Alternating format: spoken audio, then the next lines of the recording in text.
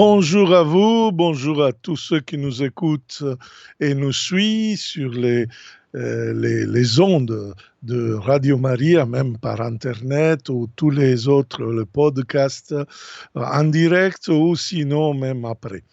Et c'est notre itinéraire de devenir chrétien dans ce période pascale qui avance.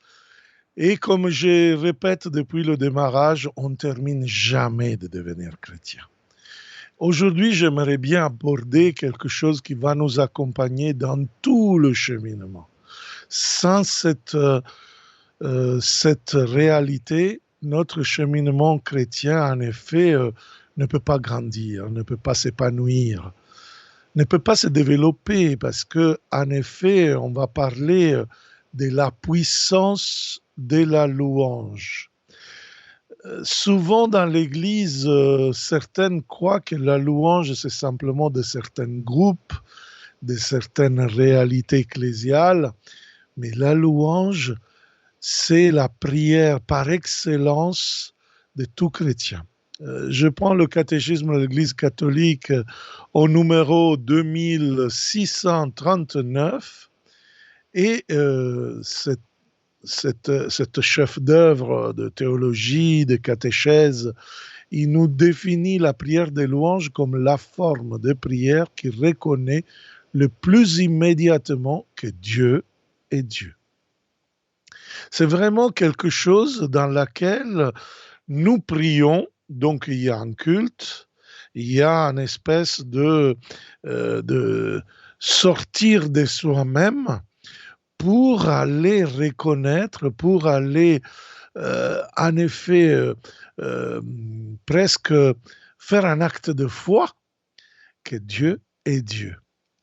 Donc la prière des louanges chante pour lui-même. Et vous avez entendu bien le verbe. La louange, c'est un chant, même si ce n'est pas chanté. Parce que la louange, il nous met comme une espèce de offrande. Je suis dans une radio quand j'étais adolescent, souvent comme DJ, dans une radio en Sicile. On m'appelait pour que des amoureux dédiaient son chant d'amour à l'amoureuse. Eh bien, la louange, c'est exactement pareil. C'est un lieu dans lequel l'amoureux dédie à son amoureuse sa foi, sa dédition, sa reconnaissance. Alors, l'amoureux, c'est le chrétien qui reconnaît que voilà, tout son amour est pour le Seigneur. Et il y a un échange d'amour avec lui, tellement que on peut penser que la louange peut devenir même silence, peut devenir adoration, cœur à cœur. Le catéchisme, toujours de 1639, nous dit la louange participe à la béatitude de cœur. La béatitude, c'est le summum de la joie chrétienne. C'est vraiment le signe qu'une personne s'approche à la sainteté. Il est saint. Donc, c'est la plus grande joie. La béatitude de cœur pur qui aime Dieu dans la foi avant de le voir dans la gloire. En effet, si nous réfléchissons, la louange, c'est le service fondamental, unique que les anges et les saints ont à faire pour l'éternité devant le bon Dieu. Donc notre vie passagère ne peut pas ne pas penser à, à la louange, parce que la louange, justement, c'est vraiment fondamental. Et donc, il y en a beaucoup de types de louanges. Il y a le chant de la louange, il y a beaucoup d'hymnes cantiques, il y a le bréviaire, il y a les psaumes, il y a les cantiques liturgiques. La louange, en effet, nous met dans une attitude de œuvre continuelle de culte à Dieu. Et oui, parce que la louange, ce n'est pas quelque chose comme ça temporaire, occasionnel. il nous met vraiment dans une relation continuelle. Je bénirai le Seigneur en tout temps, dit le psaume 34, verset 2. Sa louange sera toujours dans mes lèvres, dans ma bouche. Et louez le Seigneur, psaume 113. Serviteur du Seigneur, louez le nom du Seigneur, béni soit le nom du Seigneur maintenant et pour toujours. Du soleil levant à l'ouest, soit loué le nom du Seigneur. J'ai cité le psaume 113, les premiers 3 versets. Donc, c'est important. Dans l'Apocalypse, c'est écrit au chapitre 4, verset 8, « Rappelons-nous que le ministère, le service de certains anges dans le ciel est de louer le Seigneur jour et nuit. » Jour et nuit. Alors, nous, les chrétiens, nous sommes appelés à cela. Oui et non, dans le sens que toute notre vie doit être imprégnée de cette louange. Alors, on doit comprendre qu'est-ce que c'est la louange, parce que ce n'est pas simplement l'acte de l'office liturgique. Et nous savons que la liturgie, l'office, le bréviaire, la messe, ce n'est pas pour 24 heures sur 24, mais c'est le sommet et le terme de notre vie. Donc, la source et le sommet, dit le Concile Vatican II, la prière de louange. Donc, première chose qu'on peut dire, c'est que la louange est un sacrifice. En effet, Hébreux 13, 15 nous dit, par Jésus, nous offrons continuellement à Dieu le sacrifice de la louange. C'est-à-dire des lèvres qui s'efforcent, parce que sacrifice, c'est-à-dire c'est nous, c'est presque de la gymnastique spirituelle, je dirais. C'est vraiment offrir ce sacrifice, c'est concentrer sur lui, en manière de perdre notre gloire, dit le cardinal Cantalamessa. Quand nous louons le Seigneur, nous voulons lui donner gloire, tout en s'épouillant, donc tout en dépouillement, voilà, plutôt, de notre gloire même. Donc, si vous voulez, c'est un sacrifice. C'est presque mourir à nous-mêmes pour reconnaître que notre vie est en lui. Et pour cela, il faut se sacrifier, tuer nos opinions, certaines choses dans la tête, au niveau mental. Il doit s'allier, se concentrer vraiment sur ses paroles, sur ses promesses. Alors, par exemple, la louange est très biblique parce que, en effet, il met tous les motifs de la louange, de la prière, sur la parole de Dieu, sur les affirmations de la Bible, de ce qui est la révélation de Dieu. Et donc le fruit des lèvres, qui est le sacrifice des louanges, devient quelque chose qui, en effet, est le démarrage de cette louange. Et peut devenir quelque chose de différent, c'est-à-dire notre vie. J'aime bien un récit qui est très célèbre, c'est devenu un best-seller dans les années 70, les récits d'un pèlerin russe. Et c'est une spiritualité orientale des orthodoxes, mais qui peut être aussi bien pour expliquer la puissance de la louange pour nous tous. Ce pèlerin, il avait donc une vie assez pauvre. Il voulait, en suivant l'évangile, Jésus expliquait la parabole pour qu'il y ait une prière sans cesse, continuelle.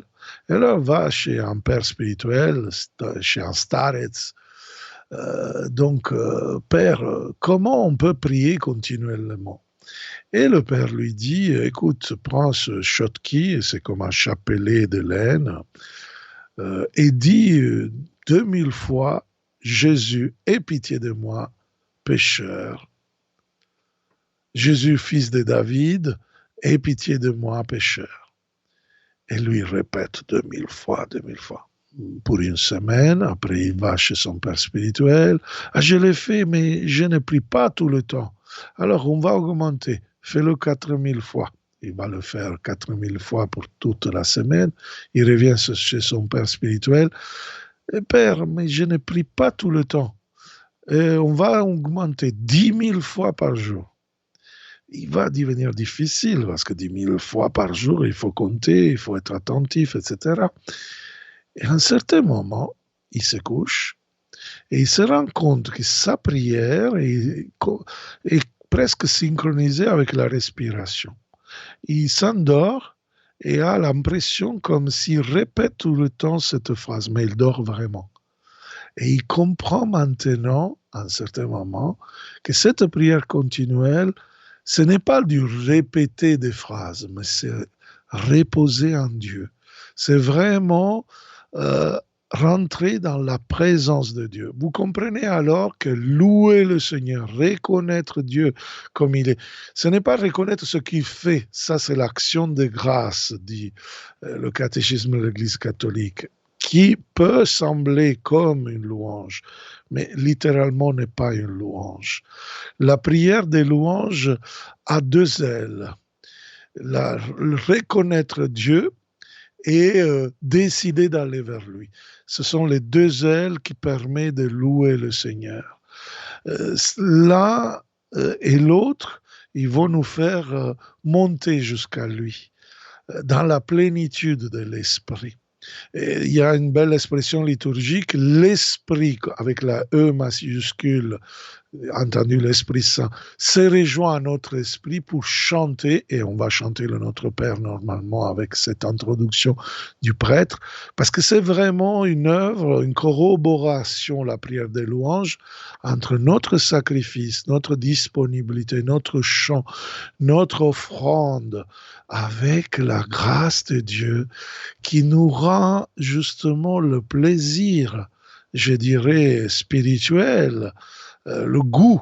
Goûtez, voyez comme il est bon le Seigneur. Et c'est là, ça va nous faire vraiment du bien. Le psaume 34, verset 6, il va dire que ceux qui le regardent sont éclairés. Littéralement, je fais une traduction de la Bible hébraïque. La louange est vraiment quelque chose qui va nous faire éclairer de la lumière de ce Dieu qui, en effet, nous tissons la louange. Et la louange, Dieu n'a pas besoin de nos louanges. Dieu, quand on le célèbre dans la louange, en effet, se rend présent à notre vie parce que c'est nous qui nous allons vers lui. C'est pour cela que la louange est une des armes les plus efficaces dans le combat spirituel contre Satan, contre les tentations, même dans les épreuves. Dans la louange, la présence de Dieu se manifeste et fait fuir le diable. Satan ne peut pas habiter en présence de Dieu. Il y a toute une série de pères de l'Église qui disent que Lucifer, c'était vraiment le chantre du paradis. Et donc, une fois qu'il a choisi soi-même à la place de Dieu, il ne supporte pas la prière des louanges. Alors, le peuple de Dieu exalte, adore, loue le Seigneur de tout son cœur. Et là, Satan est désarmé, est lié, est chassé. Donc, la louange est triomphaliste, on pourrait dire. Oui, parce qu'elle nous met en communion avec le ciel. L'église triomphante, autrefois, on disait. C'est-à-dire, il nous met vraiment, comme on dit, le psaume 18, verset 4, « J'ai invoqué le Seigneur qui est digne de toute louange et j'ai été sauvé de mes ennemis. » La louange attire la présence de Dieu et, je répète, c'est une arme efficace dans le combat spirituel. Il y avait une belle œuvre, un livre, il y a quelques années, d'un grand euh, auteur chrétien américain qui avait écrit ce livre, La puissance de la louange, avait écrit d'abord de la prison à la louange, et après La puissance de la louange, je crois, qui existe aux éditions de l'Emmanuel. Et justement, lui voyait la puissance de la louange comme libérer dans le cœur les prisonniers, parce que les prisonniers voyaient en chantant à Dieu qu'ils étaient plus des esclaves de ce qu'ils avaient fait, et même rentrer dans le pardon de Dieu. Donc, vous voyez, la louange est vraiment quelque chose que, en effet, nous libère. C'est quelque chose qui, en effet, fait exprimer, transformer notre cœur et le faire passer de la souffrance, du péché à Dieu, de l'obscurité à la lumière, des ténèbres à cette gloire de Dieu infinie. Donc, vraiment, la louange est quelque chose que nous fait grandir.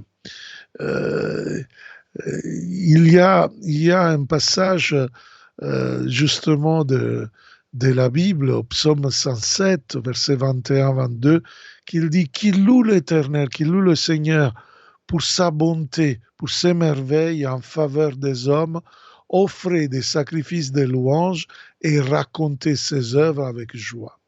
Il y a un aspect pédagogique dans la louange, que la louange devient un récit de ce que Dieu est et de ce que Dieu fait.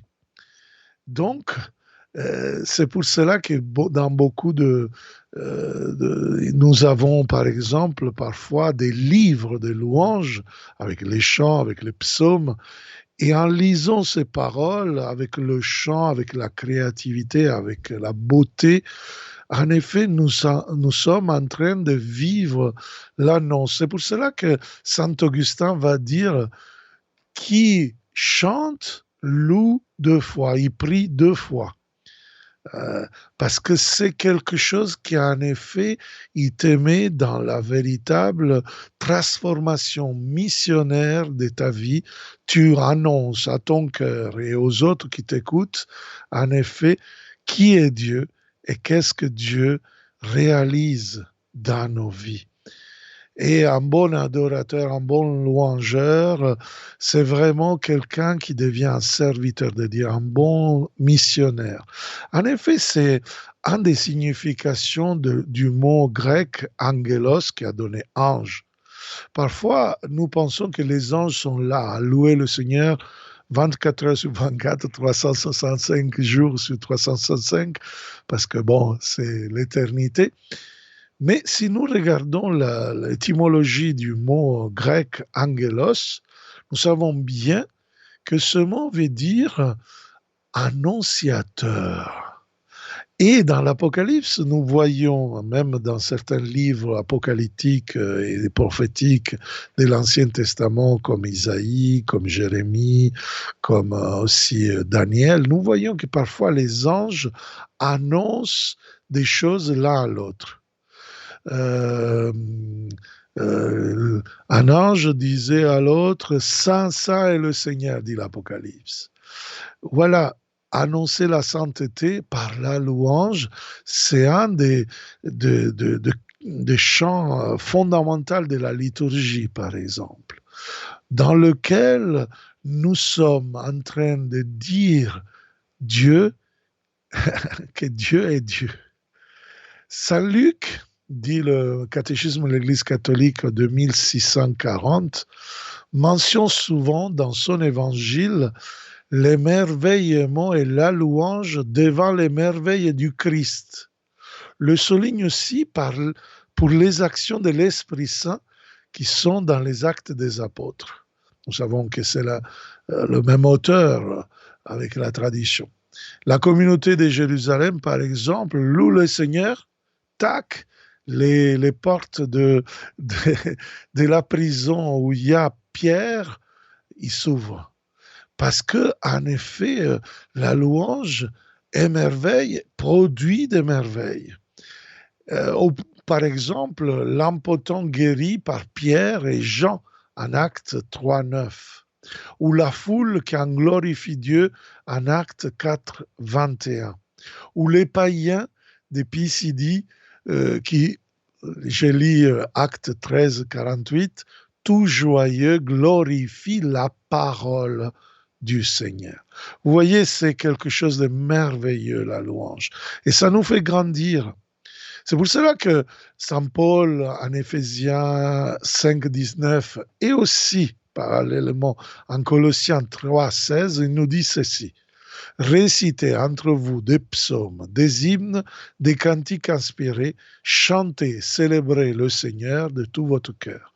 Pour répéter la vision, l'annonce, la parole de Dieu, c'est quelque chose qui va nous dire la direction de notre vie, c'est-à-dire quelque chose que nous avons besoin de rappeler dans notre vie, à manière de ne pas perdre la route, à manière d'être vraiment centré sur le Christ, sur son mystère, sur la nouveauté que l'Esprit Saint, à travers le projet du Père pour le Fils, veut vraiment faire dans notre vie. Alors voilà, la louange loue le Seigneur à partir des événements inouïs que Dieu accomplit dans la vie de Jésus-Christ, son incarnation, sa mort, sa résurrection, sa victoire sur la mort, sa résurrection, son ascension, la Pentecôte, le don du Saint-Esprit. Voilà, la louange est centrée sur la merveille de toute l'économie du salut, qui continue aussi maintenant, qui continue parce que devant la révélation, Apocalypse, ça veut dire vraiment révélation, il y a un livre liturgique, selon un grand auteur jésuite, le père Vanni italien, il dit c'est une Eucharistie, l'Apocalypse, où il y a vraiment cette liturgie, où il y a à un certain moment l'Alléluia, l'évangile de l'agneau, après la prédication, l'homélie, les lettres, jusqu'à mettre en pratique l'Eucharistie, où il y a la communion des églises, et voilà, il y a toute une explication. Alors là, cette révélation de ce qui doit arriver dans notre vie, donc parce qu'on est déjà et pas encore dans tout ce qui doit se révéler, donc est porté par la louange. Donc la louange devient ils partent de la reconnaissance de Dieu jusqu'à arriver à l'action de grâce et arriver à l'intercession pour nous donner justement tout le cheminement de la foi que, en effet, nous pouvons définir pure louange. Père Baldo, nous sommes avec Paul qui voudrait intervenir dans votre émission. Paul, bienvenue, vous êtes à l'antenne. Oui, bonjour Père. Voilà. C'est louange pour le Seigneur et pour vous, je pense. Père, c'est un vrai bonheur d'écouter votre émission aujourd'hui aussi. Je sens combien vous êtes heureux de partager votre foi et vos connaissances. Vous le faites d'un naturel incroyable, précieux. Votre partage est fortement imprégné de toute votre personne. Loué et remercié sois-tu, Seigneur, pour Père Baldo. Une question, pourquoi votre émission est si courte? Il n'y a pas assez de temps pour un échange avec vous. Merci Père, et merci à Olivier. Vous êtes très gentil, Paul. Non, je ne sais pas. Je sais pas. Vous êtes très gentil. Vous êtes très gentil. Je vous remercie. Ça fait du plaisir d'entendre ces choses-là parce que c'est fait pour ça, parce que je crois vraiment ce que j'ai dit. Alors, quand on prêche, on ne sait jamais qui va être touché. Et donc, c'est pour la gloire de Dieu. Oui. Moi, vous dirais, n'hésitez pas à chercher en Internet, parce que j'ai des chaînes. Pas Internet, Père. Je suis âgée et beaucoup de problèmes de santé. Continuez à suivre Radio Maria, parce qu'il y a des choses. Et on prépare aussi notre émission à partir de septembre. Ça, ce n'est pas un problème. Quel bonheur. Mais le bon Dieu nous porte justement à louer le Seigneur, à s'émerveiller justement de la beauté de ce qu'il nous donne Et donc, si vous avez soif, c'est Dieu qui Oui. va les chercher. Et donc, il a choisi ce pauvre Anne, qui est le père Baldo, Oh pour là vous là. dire Mais quelque chose. il a aimé les ânes, si on peut dire comme ça. De toute Très bien, façon, Paul. le Alors, Seigneur. Paul, si vous voulez, moi, j'aimerais bien, pour terminer notre Oui, émission, rester avec nous. oui, J'aimerais bien vous dédier ensemble une louange de quelqu'un aussi qui est merveilleux. Depuis oui, 8 siècles, c'est un saint que tout le monde aime. Et même actuellement, on a un pape qui a pris son nom. C'est oui. Saint François d'Assise qui a écrit dans toute son humilité, justement la louange la plus magnifique que nous pouvons entendre. C'est la prière de Laudato Si. Alors, je vais avec vous, si vous voulez rester avec nous. Je vais Oui, terminer cette émission. Justement, je mets aussi de la musique de fond. J'espère que ça va marcher. Et je vais lire l'écrit de Saint François d'Assise et on va terminer avec cette prière. merci beaucoup, Père. Restez avec nous. Oui. Loué sois-tu, mon Seigneur, dans toutes tes créatures, et spécialement pour notre frère le soleil, qui nous donne le jour et par qui tu nous éclaires. Il est beau et rayonnant. Loué sois-tu, mon Seigneur, pour notre sœur la lune, pour les étoiles. Dans le ciel, tu les as formées, claires, précieuses et belles. Loué sois-tu, mon Seigneur, notre frère, le vent, pour l'air et les nuages, le ciel pur et tout le temps. Loué sois-tu, mon Seigneur, notre sœur, l'eau. Elle est si utile, si précieuse et si pure. Loué sois-tu, mon Seigneur. Pour notre frère, le feu, par qui tu illumines la nuit. Il est beau, joyeux et fort. Loué sois-tu, mon Seigneur, pour notre mère la terre, qui nous porte et nous nourrit, et nous donne ses plantes et ses fruits colorés. Loué sois-tu, mon Seigneur, pour tous ceux qui pardonnent à cause de ton amour. Loué. Bénissez mon Seigneur, rendez-lui grâce et servez-le avec beaucoup de simplicité. Amen. C'était la Laudato Si de Saint François d'Assise, devant laquelle je vous souhaite vraiment une bonne continuation pour écouter Radio Maria et de nous suivre encore la prochaine semaine, vendredi. Et voilà, je vous donne vraiment 1000 bénédictions pour continuer à devenir chrétien. Ciao, ciao.